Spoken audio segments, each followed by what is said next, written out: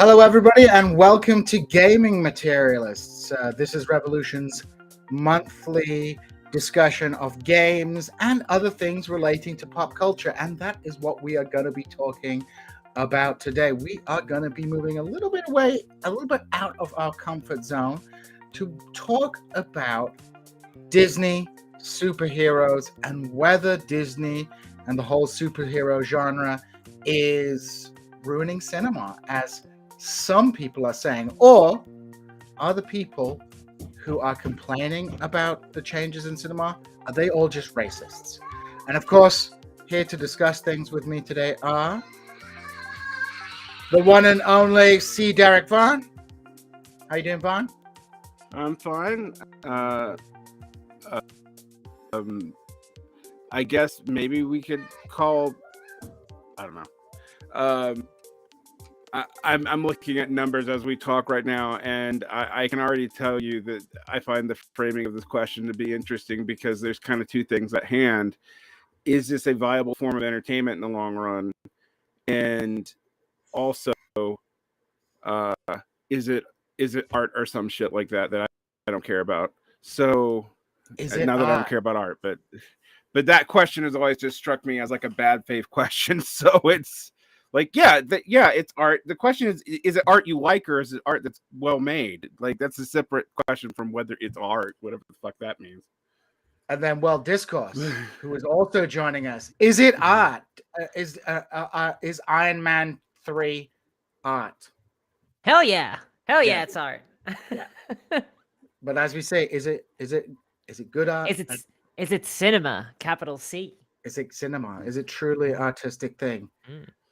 And we have a very special guest, the most urban member of the This Is Revolution crew, the king of This Is Revolution, a fan of superhero movies, Jason Miles. Hey, Jason. Oh, look at Jason giving himself the applause. How you doing, Jason? I'm doing great. And yes, it is racist. Oh, it is racist. Well, let's talk about why this is, these movies are liberal fantasies. And I think I've told this on the show before. I was at a Comic-Con in 2014. I was doing some work for Gillette, and this little black kid was dressed as Thor. He didn't have the wig, but he had the little helmet, and he had the chest thing, and he had his little hammer. And he was walking with such confidence. He couldn't have been more than Zal's age. He couldn't have been more than 4 or 5. And he was walking with such confidence in his Thor suit that everyone, and there's thousands of people in the street during Comic-Con. I don't know if you guys ever been to the San Diego one. And people were just losing their mind at how just adorable little black Thor was. So.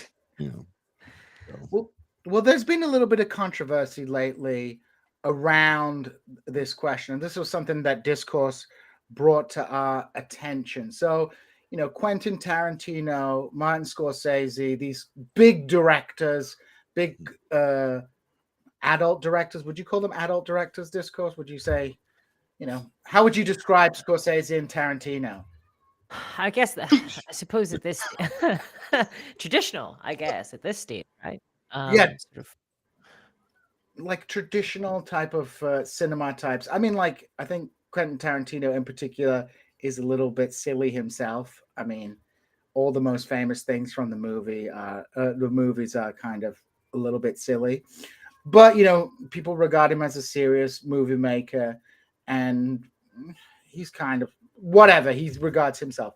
And so, a lot of journalists have been asking these quote unquote serious directors about their feelings about superhero movies. And generally they either avoid commenting or comment somewhat negatively. And obviously there's been some response, especially from the Disney Marvel industrial complex that is producing a lot of these superhero movies. We have a quote here from Simu Liu, who basically he says, if only the gatekeepers of movie stardom came from Tarantino and Scorsese would never have had an opportunity to lead in a 40 million plus movie. He's Shang-Chi, right? This is the Shang-Chi guy. He's Shang-Chi. He's like, I think you're all geniuses, but really you're kind of just, racist. I love the golden age, but it was white as hell. And of course that is true. it is certainly true that people from particular ethno-racial minorities and ethnic groups have generally been excluded from the movie industry. And in fact, in this case, it's probably not black people we're talking about being excluded from movies, often Asian people. You have all kinds of bizarre individuals being cast as Asian characters as well. Can I put a point in that, though? Because when you're accusing that of someone like Scorsese, when Scorsese enters the movie market in the 60s, Italians are not clearly white. They're about on the, and they like, so I find this going back and retroacting race standards from 2022 in America back onto 1960 in America a little bit weird. It's also interesting to me because we are talking about people who are obsessed or interested in. We're kind of conflating two different time periods. Tarantino's very problematic in a lot of ways, but he was also a leader in casting people of color in his movies in the early 90s. The time, which was the time when like blaxploitation and other markets for black actors had dried up. I'll push back on that and say Tarantino is antithetical to Spike Lee. So even though I don't have to like Spike Lee's films, Sam Jackson dancing for crack or Sam Jackson wearing an unnecessary Jerry curl wig, I don't know. Tarantino to me is famous for white people saying the N-word. What are your thoughts, Discourse, on this entire debate about like the old school directors versus this whole new diverse Disney universe that's coming into being? Yeah, I think that there's a ton of different issues that are all becoming conflated in one another that kind of get turned into sound bites, right? Like this is how like discourse functions these days because you have a number of different issues. So there's nepotism in Hollywood is a huge thing. So there's always been gatekeepers, definitely. And I think that there is 100% that people have been excluded along like racial lines as well, right? When you talk about Scorsese, that's Nick Cage's uncle. Yeah.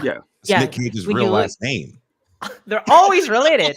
They're always related. When you look into like anybody who's like, I did this all on my own. Talia Shire. Isn't that his sister or something? Yeah. Those are just to clarify. That's Francis Ford Coppola. Oh, Coppola. Sorry. Coppola. Yeah, but no, you're right. What I think is interesting is you had all these outsiders brought in the late 60s because the studio system failed, and they immediately set up a nepotism system. The amount of Coppolas and people related to De Niro and stuff like that. Like his daughter was in a Tarantino movie, right? Right. Yeah. Yep. So it became what it was critiquing, except now it was all informal family relations, where before it was studio relations. And what we've had in this time period, one of the things I find interesting, and we were talking about it off air, and I think maybe this is a way to kind of help pull away the threads that Discourse is talking about, because conflating the threads is what people want to do right now. And Disney, a lot of the complaints that the auteur people have, which I think are interesting, and we could talk about it about art with people of color, because Disney actually is good about hiring directors of color, but all their movies end up looking the same. And even when there's a movie that is somewhat distinct, a director somewhat distinct, you look at Taika Waititi or James Gunn, both of those eventually fall to house style. So what you could identify as Taika Waititi in, say, Thor Ragnarok, by Thor Love and Thunder, there's not a whole lot of anything recognizable as Taika, particularly there. I say it as if I know him. But can't one of you the say that about most big producers, though? totally, I mean, you can. like, watch Poltergeist. Does that feel like Tobe Hooper? It's Tobe No. Hooper directs Poltergeist, Right? but it feels like Steven Spielberg. So I think my point is that we are blaming a bunch of movie trends that have happened before, as we were talking about, on Marvel in particular and Disney generally. I think what's interesting and what is different, and we talked about this, is it's a combination of a bunch of things that we haven't seen together. You were talking about the secondary market part of this. Well, that's 80s children's movie marketing, right? That's where that starts. That's where, like, it really kind of starts with Star Wars by accident, but it's deliberate after Star Wars, right? Then you have the dominant franchise of one genre that's easy to watch, and this was something Gene was talking about. So you had it with westerns, you had it with action movies in the 80s and early 90s.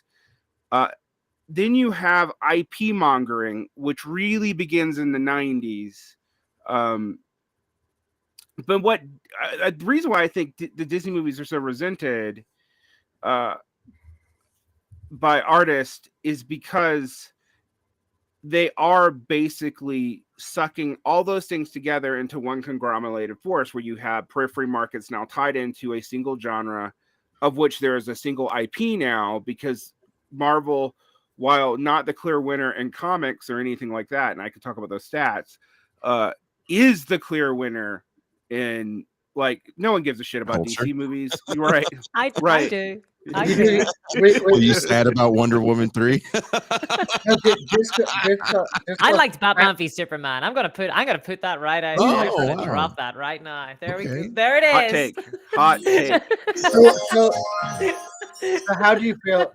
So Discourse. So you talked about the nepotism, and Varn's kind of followed up with how these things all come together. So, I mean, do you think the criticism, even if the auteur directors don't have much of a standing to be that that enraged by it, do you think the criticism is fair about these movies, that they become kind of corporate and they have a style? Because when I see a Marvel movie, and maybe you disagree with me on this, they all seem to have fallen, like Varn says, into a house style where you have you have the kind of witty banter, right, which I'm like really sick of, right? I'm like really sick of the jokey witty banter and the asides and but there is like very much a kind of style that you see anytime there's a kind of innovation in a Marvel movie, like something like Guardians of the Galaxy people really liked. Suddenly that gets like sucked into the style, and then every movie going forward has that same bullshitty witty banter that might have worked in one context, but after 6 movies of it, you're like, I just can't take this anymore. I want something. What do you what would you define as this style, and how is it affecting? Well, it's tough. It's hard for me to examine, really, because I feel like one of the problems that Marvel movies have is that they definitely have a formula, and that is 100% driven by the studios. And obviously, then you have auteurs like Tarantino who are going to resent studio interference in that way. Obviously, Tarantino has never made a Disney movie, right? For good reason, more than likely. He had the rights for Luke Cage. Tarantino did. He did. Thank God. Oh. Thank you. Huh. I did not know that. I did not know that. That's how you got Django Unchained. Yeah. So that's fascinating, actually. So I understand it, but movies have always had formulas, right? Like the idea of a movie being formulaic is not a new one. What I will say, though, is that I do feel like there's never been the amount of quantity that there is now. That the actual monetization of these movies feels very oppressive. As someone, I don't really watch Marvel movies. So what that means is that actually I don't really get a lot of movies to watch in the year. Most of the movies that I watch would be like horror movies these days, which seem to be the Same last thing. sort of bastion. I mean, Yeah. I'm starting to feel the same way about horror movies. Like the A24 stuff is just I can't. Yeah. I get you. I love A24, but even they're starting to feel formulaic. Like they've worked out what works. What can Because get people to watch? does it feel like in the era of branding, and I think we forget we're in an era of branding. I said A24 movie, and you automatically knew there's a thing. I knew, Even though there's immediately. multiple directors that are making these films. Yeah, you like know there's a Ari thing. Aster, right? Right? It's and what I wanted to ask you guys, because I'm really interested on your guys' take on this. Does it feel like, because there's something that Marvel is doing that no one's really talking about outside of the industry, and really to me this is the crux of these kind of older heads, why they're so pissed off. A lot of these directors are first-time people. They either did small indie films and they're thrown hundreds of millions of dollars to do movies they have no idea how to do, right? So I was talking with Ben Burgess' brother, actually, who works in the film industry. Works in Robot Chicken. Is that where he works? And he works in- I know he does a few things. Him and his wife work in the He industry. did Robot Chicken. And we were talking about actors, and first and foremost, a lot of the vehicles that actors had, a theater system. There's a reason why there's so many people coming from the UK. We don't really have a theater system the same way that you guys have in the UK. We also don't have soap operas, which was a training ground for actors for years. So now you have a lot of inexperienced people. A lot of times with these movies, not so much with Marvel movies, but with some of these smaller Netflix movies, you're seeing people that are coming from social media. Literally, someone with a ring light camera making jokes and silly shit gets thrown into $100 million film. And you're seeing directors with no experience, because now the brand of Marvel, i.e. the Eternals, as we were talking about off air, you know, you have a person that directed a movie, it won an Oscar, but it won an Oscar for cinematography. Right. You know, it was a beautifully shot movie. Beautifully shot piece of Amazon propaganda. Oh, hell yeah.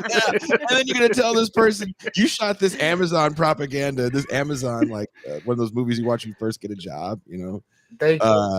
And you're gonna give them a Marvel movie filled with special effects that you have no idea how it's running.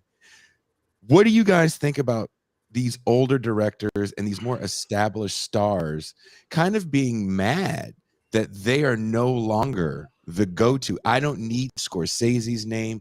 I don't need Tarantino's name. The guy from Shang-Chi, again, I couldn't say his name and I just read it on the screen for 5 minutes. But he's right. He's in a $400 million movie that was shot. I mean, he's Canadian too. I mean, I think this is really important. We don't have there are very few stars now that bill a movie. Like you got Tom Cruise. There's a Tom Cruise movie. Used to be Will Smith until Will Smith did a bit of toxic masculinity at the Oscars. But like literally for the last 20 years, those are the only two actors who could carry a movie, right? Who can as a branding, right? And who like will basically the movie will be made for them. There's like specific, like all the Will Smith movies are the same, right? Like I firmly believe Will Smith is like a shitty actor because every movie since Bad Boys, he's just played the same guy in Bad Boys over. And I like Bad Boys, right? But you know, like when you stick the dude from Bad Boys into iRobot, it's like, what the hell is going on here? So there's that. That's gone. The big director thing is declining because Discourse, you've talked about this in the context of Warhammer art. Like back in the 90s when I was coming up in Warhammer, you knew who all the artists drawing the pictures in the Warhammer book were. You knew who was writing the rules. It was like Gareth Thorpe or Jarvis Johnson. Like these names are big, right? Now they don't even credit people anymore. They don't credit people, right? Like so, you don't know who is doing any of the Warhammer art. You don't know. It's the studio. It's the studio. Warhammer studio. It's the Games Workshop studio. No, it's who draws the art. But you know what else operates like this and no one talks about? Music. Yeah, music. Yep. I was actually going to talk about music. Was is the thing that is the leader for this market trend, because I was thinking about this too. I don't want to sound like an old dude, although I am. and I'm Shout an out old to old most dudes. yeah I'm an old mostly white dude at that. So but one thing I'm gonna say is like there have been studies on the generification of popular music, and also why we now have all these things coming back from a market that's now like, you know, like Kate Bush comes back from the grave. Yes. I think we might even see eventually like some weird shit, like something from the 30s go viral on TikTok. Like George Thornby makes a right. makes the Right. George Thornby. But I'm a that's Thornby head. because in two whole genres of music though, in general pop, downstream, a little bit downstream from R&B, and then in country music, that those songs post about 2009 are basically written by an algorithm. Like, and you can just place them on top of each other, and also between genres. So genre distinctions are also harder to tell apart. There's a And YouTube video of that for people, by the way, that Derek's talking about. yep. And I think we see this with Marvel movies. What I found interesting is my favorite period of Marvel movies was Phase 2. Yes, I'm nerdy enough to watch this. I don't. And So what comes out during that phase? that's the phase where they start trying to incorporate all these genres from the 70s into Marvel movies. So you get your 70s paranoid thriller Captain America movie. You get your they were taking this format and then slapping it on another kind of movie and incorporating it in. And you started seeing the only really successful DC movies from a money standpoint did the same thing. So the Joker basically is a Scorsese movie as a DC villain. But just like with music, that's going to mean that's going to reincorporated in the DNA, and the initial like interest that creates for a director or for audiences is going to disappear. And when we talk about the decline of the star, I was thinking about this the other day. I was like, why don't we have movies that talk about adult relationships that are not like porn? Like we don't have like even the romantic comedy is now dying. Yeah.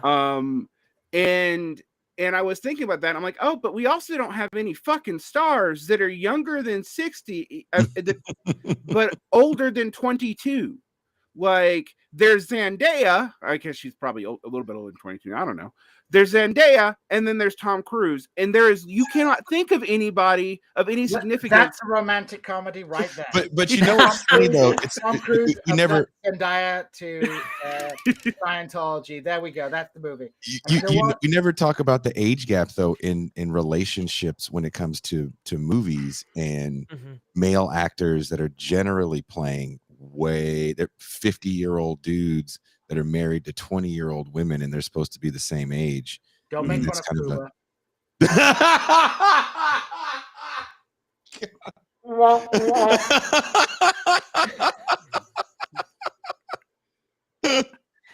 feel like when you see, Discourse, when you see like these kind of like star vehicles, like who are stars anymore? Like in Britain, it's one of the weird things about being from Britain is that you end up watching all these movies and you're like, oh, that's the dude from EastEnders.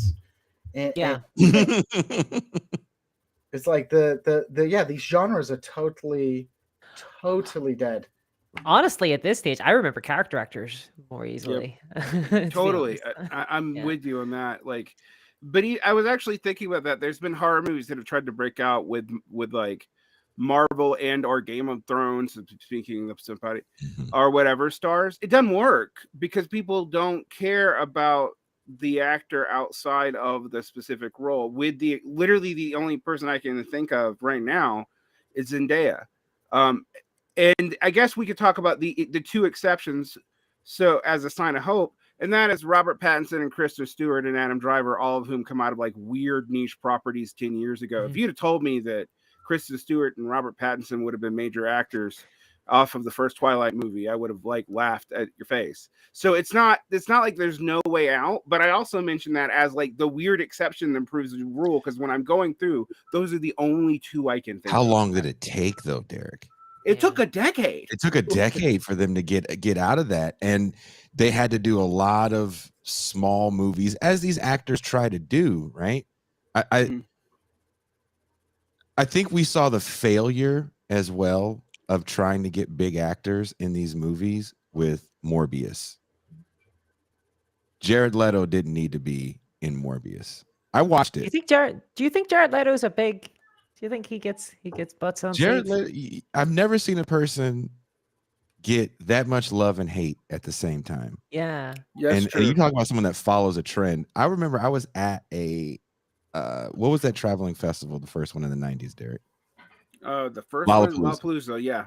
I was at a Lollapalooza in Mountain View, California, and I saw his band when they first came out on a small stage. It was very different from the My Chemical Romance cover band they became. You know, that guy's kind of always followed hot trends.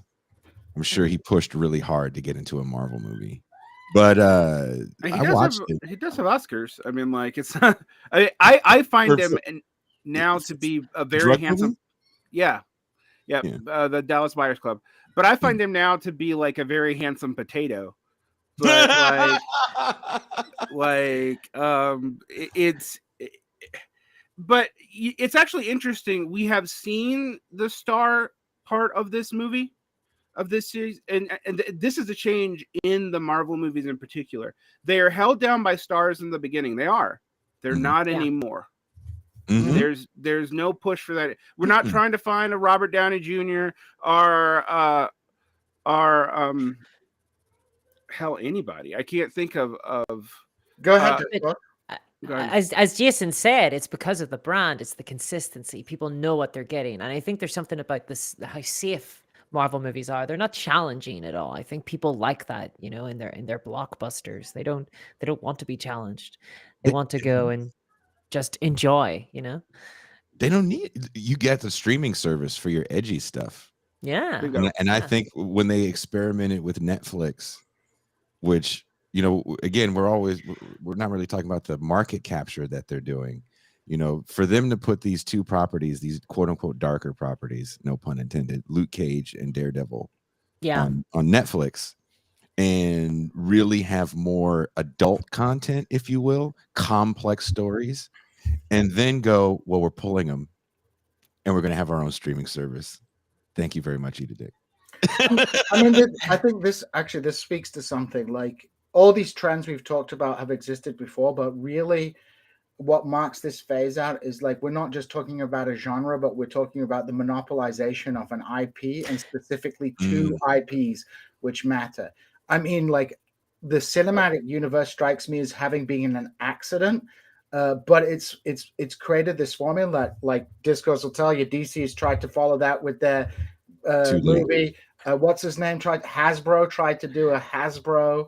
Does anyone remember the Universal Monsters expanded? Yes, Universal Monsters, the Mummy, the Mummy, all that stuff, and Star Wars. And what I was thinking about this morning. I've been watching Andor. Have people been watching Andor? Like, Andor is, I like Andor. It's good. It's a good story. I had a moratorium on Star Wars stuff, but it got me to watch it. I watched it, but when I was watching it, all I could think was, like, this didn't have to be in the Star Wars universe, right? This could have been a thriller sci-fi. There was, you know, the aesthetic didn't feel Star Wars. There's no need for Jedis. I will forever remember a tweet. I think it might have been from the editor of IGN, but I'm not 100% sure. And they tweeted essentially that they would love to see a Marvel movie about some sort of office worker, or just like somebody, you know, whose like lives were just a drama set in the Marvel universe. Like, what's day-to-day life like? Dude, that's just a movie. Like, what are you talking about? It doesn't need to be a Marvel movie. Not everything. Well, you know, it's funny that you say that, Gene.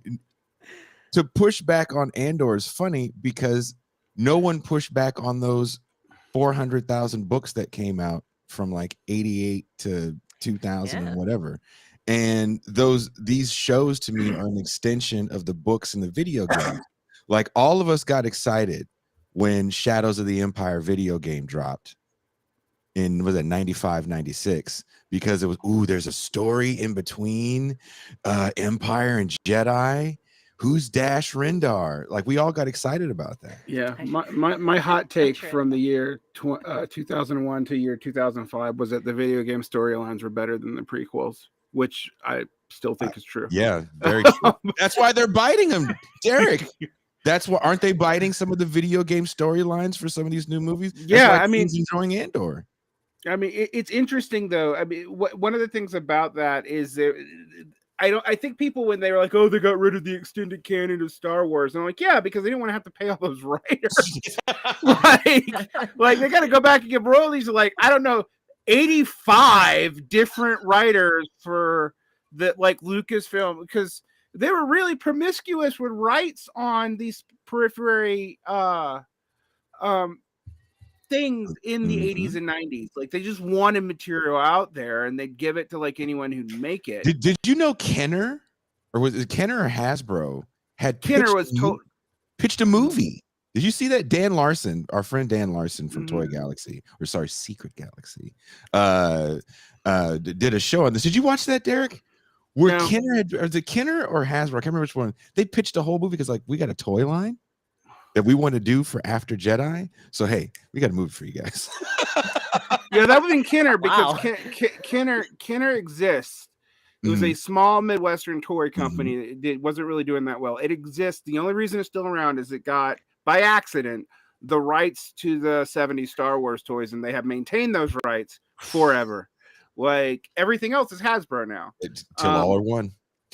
Yeah, but I find I just, to return to the IP thing, I just find the IP issue is, like, very restricting, because it forces people to write their stories in a universe which is owned by someone else, right? Which and I think that's kind of dealt. I mean, we go ahead. I wonder, though, if there's, like, some of the issues that we're talking about are down to two things. First, the fact that extended universes and things like that used to be quite fringe, right? Like the Star Wars extended universe, most Star Wars fans, like, hadn't read them, you know, even people who were, like, quite big fans. And secondly, so they've become more mainstream now, obviously, with the Marvel movies. But then secondly, that this seems to have been almost weaponized by a single company, whereas before, you know, maybe you had trends like cowboy movies, but correct me if I'm wrong, but wasn't every studio making cowboy movies and competing with each other to make the best? Now you just have Marvel movies.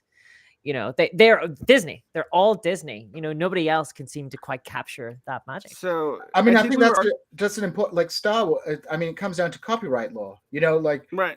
I think under older copyright law regimes, people should by now be able to make their own Star Wars movies, and we would perhaps get better Star Wars movies if the story of Star Wars was now public domain. But because all these IPs are locked up in complicated legal arrangements and managed very carefully, this means that, you know, like, you have companies that own popular culture. You go back to ancient times, like, nobody freaking owned the Iliad or, like, ancient stories. People iterated on those stories. Or even, like, the early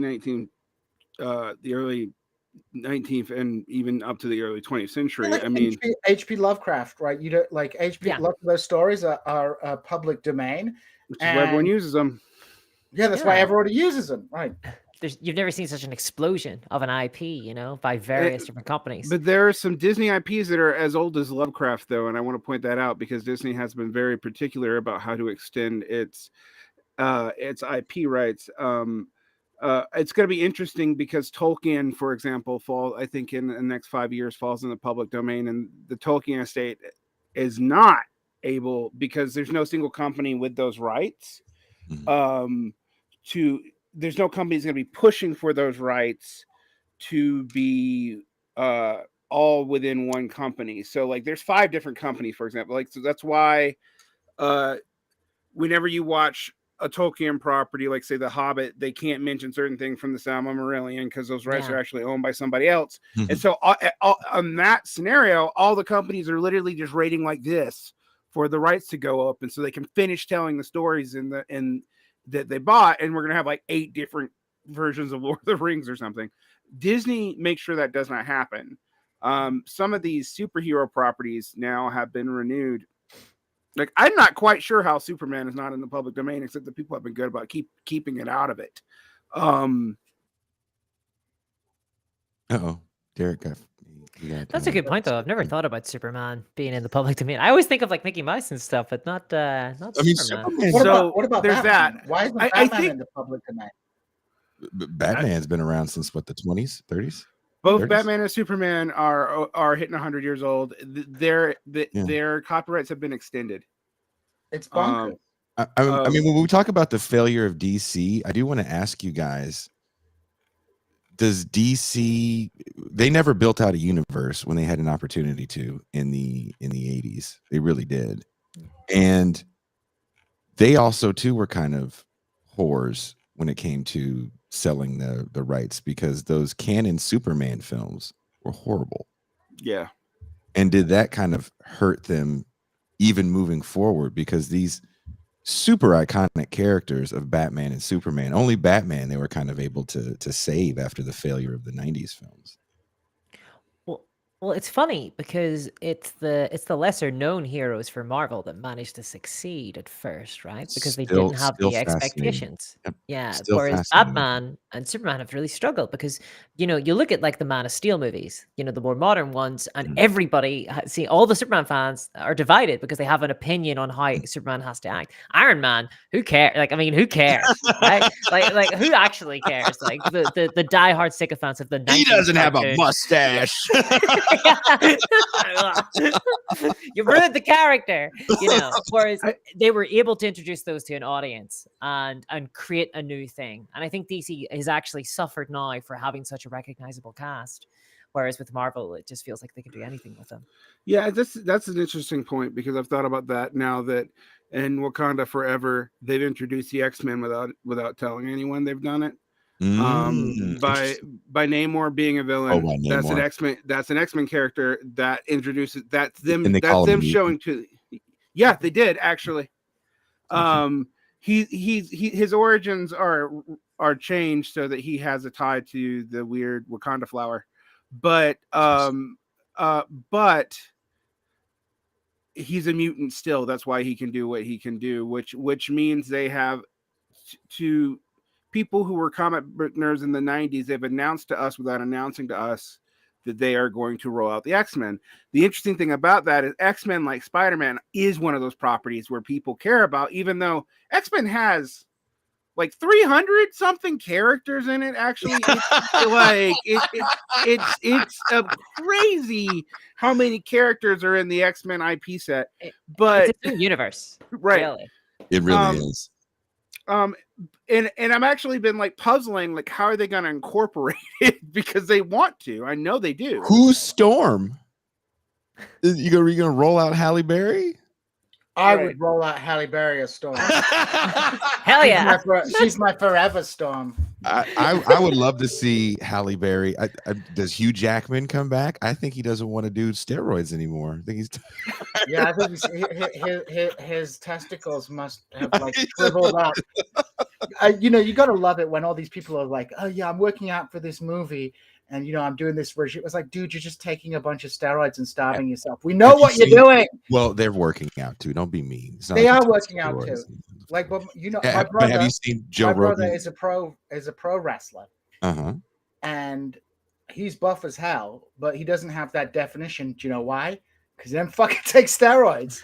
Look, there's a reason. I'm not a steroid taker, but there's a reason why. If you're Will Smith in your 50s and you have to be shirtless in a movie, you're not going to sit there and do 100 push-ups on your own. You're going to take juice, human growth hormone. You're going to get on a training regimen. They still have to work out. It's the ability to work out to where the muscle can't move anymore, and then you can go work out the next day. The healing factor is up. Chris Hemsworth is on steroids. Look at a picture of him before Thor. Look at a picture of him after Thor. Joe Rogan, of all people, had this guy on that has a pretty big YouTube channel where they talk about people that are on juice. I find this whole conversation very interesting. And they had a picture of Chris Hemsworth in the movie right before Thor, and then Thor. I'm like, I think he grew. I think I have this picture. This is the picture of Chris Hemsworth before Thor.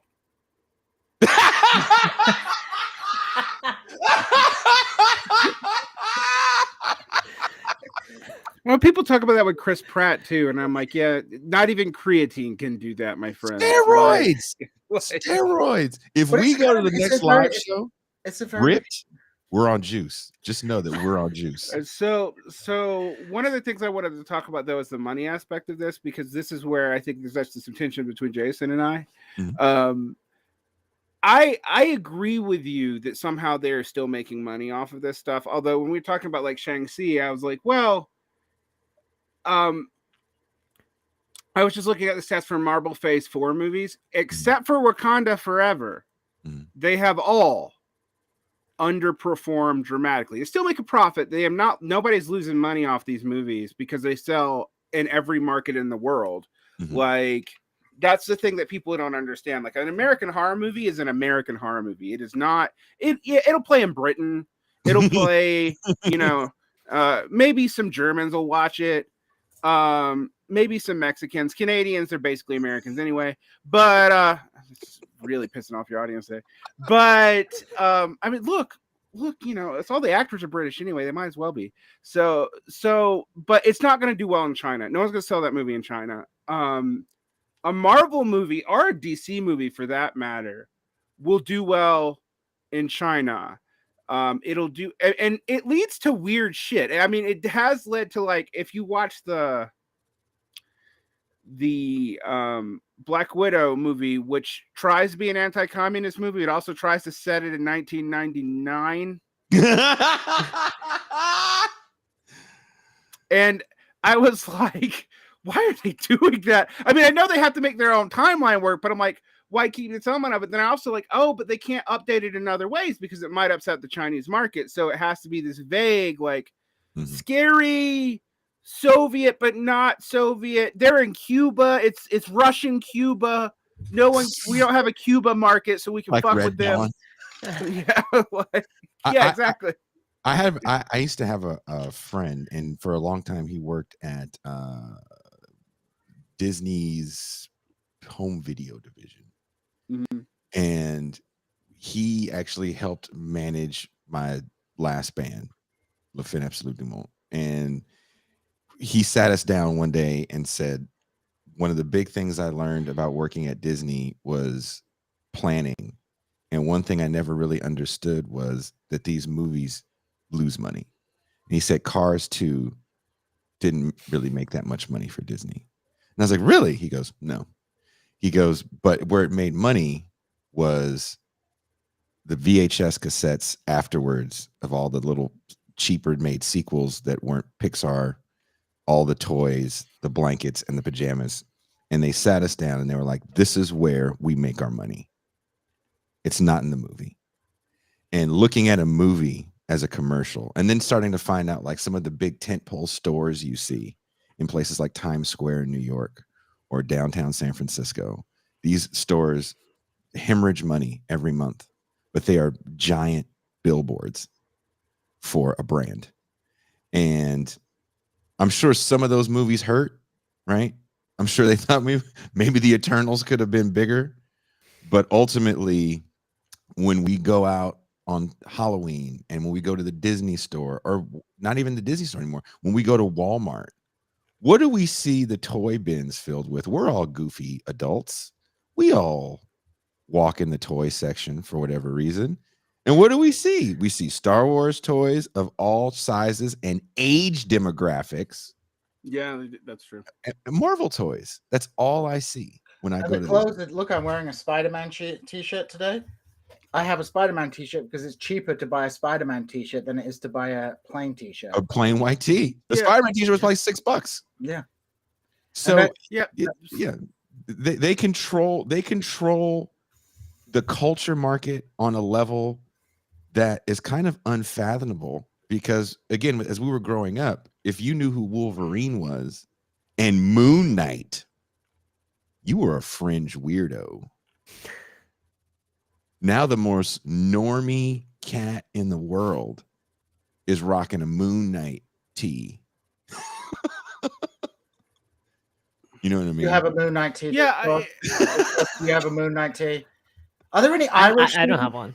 Are there any Irish superheroes? Yes. Captain Britain. Well, Is there an Irish?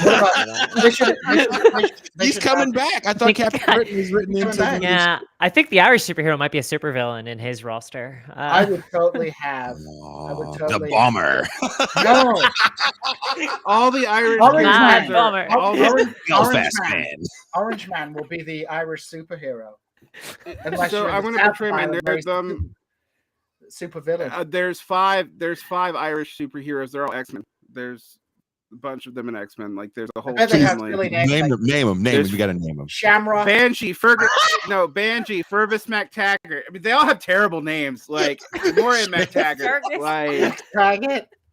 Banshee. Yeah, I know Banshee. Fergus McTaggart. yeah, the Fergus McTaggart. I think I'm conflating. Moira McTaggart. The other two I can't remember, but I know they exist because like somebody's related to.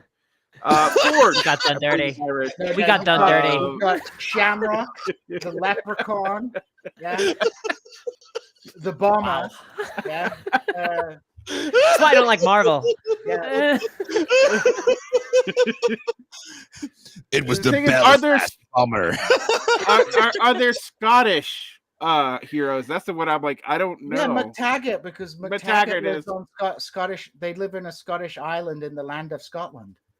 Right. There's It's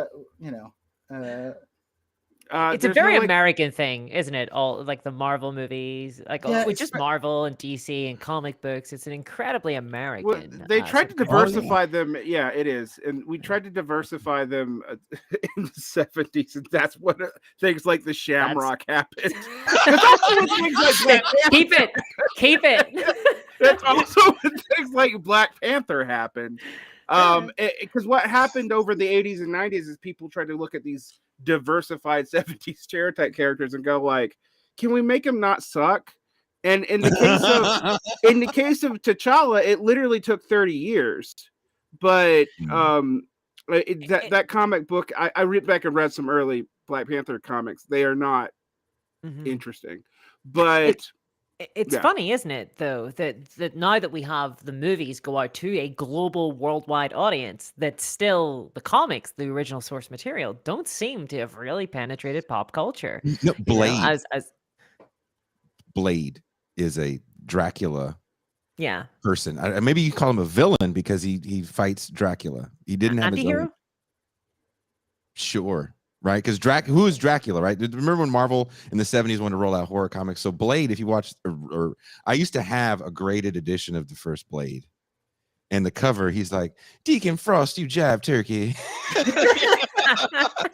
like Blade originally was a very different character, and when we talk about the diversification of superheroes and characters, one thing that's fascinating to me about the first Blade movie, which really saves Marvel. It's a quote unquote black film that you don't realize is a quote unquote black film because it's done so. You don't even realize it's like a superhero movie. It's a bloody vampire movie in an era where superhero movies have become very dark.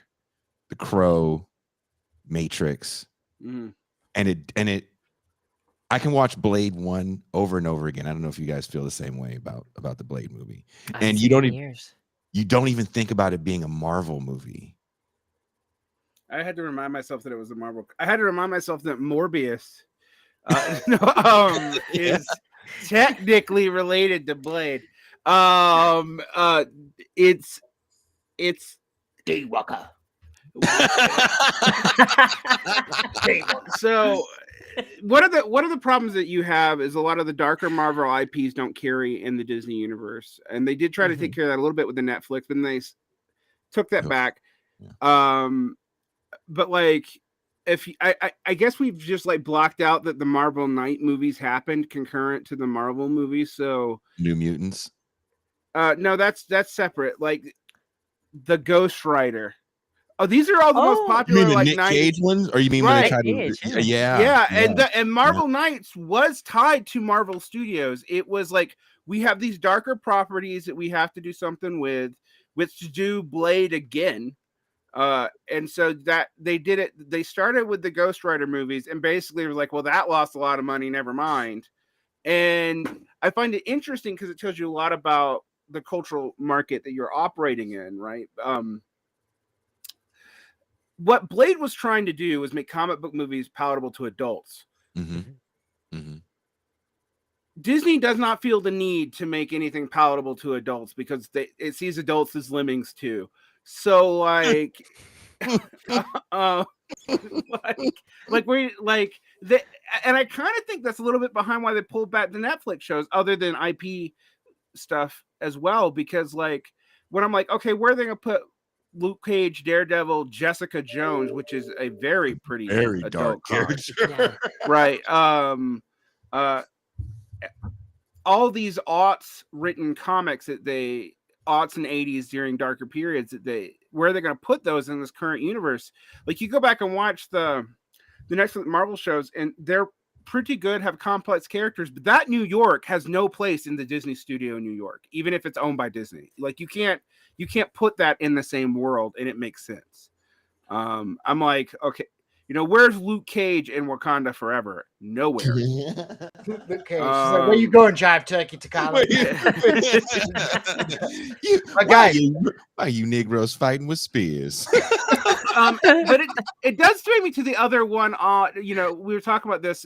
Wakanda Forever, like, also did break the trend of the most current round of Marvel movies not selling well. Like, no one cared about Shang-Chi. Really, no one cared about the Eternals. People also didn't care about prior properties that had done well. Like Thor: Love and Thunder did not do that well. I guess one of my things is like when you have someone like James Gunn or Taika Waititi and you let them and you give them a little bit of creative control, then you take it away. It actually does piss the audience off. Is that COVID related though? I don't know. It's hard to say because other movies have done well. They marked their expectations post-COVID down. Okay.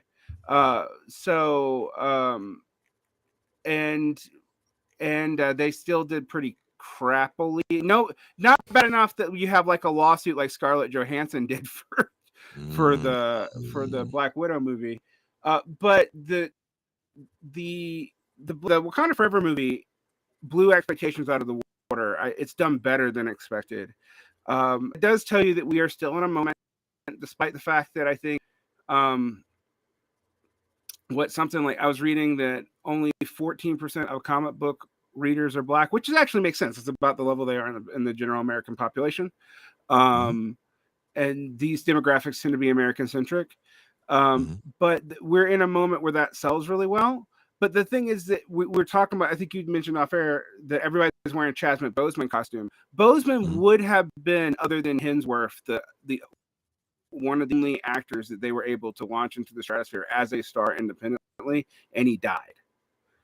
And so I don't think that's going to happen again. So it's an interesting dynamic because it does indicate that there is still somewhat, like, the studio system hasn't totally beat everyone out of some star expectations. Also, that's why Tom Cruise movies can still make money. I don't really understand. I actually enjoyed the last Top Gun movie, but like, why? Well, guys, but yeah, anyway. Well, let's continue this conversation. Yeah, we should definitely continue this conversation. You guys have something to say? You disagree with us? You want to add something to this discussion? Throw it in the comments. We want to see what you guys have to say. I think Derek Varn's fingers will be very busy in the comments of this discussion. Discourse, very nice to meet you. Yeah, it's lovely to meet you. Yeah, well, I think there's a ton more to say. There's a ton more to say. So we're going to have to come back to the question of IPs, movies, and what is art. But we have Todd McGowan waiting in the green room. So with that in mind, we are out.